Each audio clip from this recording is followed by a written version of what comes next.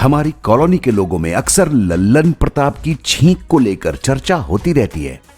हमें यह पता चला है कि जब लल्लन प्रताप पैदा हुए थे तो उन्होंने सांस लेने से पहले 7-8 बार छींका, फिर उसके बाद जाकर उन्होंने सांस ली थी। उनके छींकने से किसी भी मौसम का कोई लेना देना नहीं है भैया। दरअसल वे कभी भी और कहीं भी छींक सकते हैं। उनकी छींक को लेकर कोई भी कंफर्म भविष्यवाणी नहीं की जा सकती।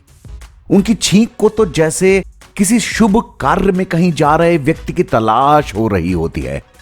जो ही उनकी ये तलाश पूरी होती है वे बहुत खुलकर और काफी तृप्त होकर छींक देते हैं। अगर वो इस तरीके से नहीं छींक पाते तो उन्हें बहुत बेचैनी महसूस होती है।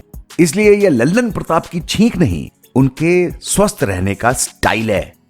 छींकने की इस पेटेंट बीमारी को धीरे धीरे इतनी प्रसिद्धि मिली कि अब लल्लन प्रताप न सिर्फ अपनी छींक का सुख पाते थे, बल्कि उन्हें लोग अब किराए पर ले जाकर गोपनीय तरीके से उस व्यक्ति के सामने छींकने के लिए बुलाने लगे, जिससे या तो उनकी बनती नहीं थी या उसकी तरक्की से जलन होती थी। इनकी छींक की प्रसिद्धि को 4 चांद तब लगा जब लल्लन प्रताप ने 2 बार से लगातार विधायक बन रहे व्यक्ति के तीसरे चुनाव के नामांकन के समय कंफर्म समझी जाने वाली जीत की कुर्सी की तरफ अपना मुंह करके कुछ यूं छींका कि उसकी राजनीति की लुटिया डूब गई। शुरू में घर वालों ने उनकी इस बीमारी का इलाज कराने की बहुत कोशिश की, लेकिन उनकी छींक का साइलेंसर इतना मजबूत निकला कि उनका इलाज करने वाला डॉक्टर खुद 1 हफ्ते में छींकता नजर आया। उनकी शादी सर्दी जुकाम से पीड़ित बताकर की गई।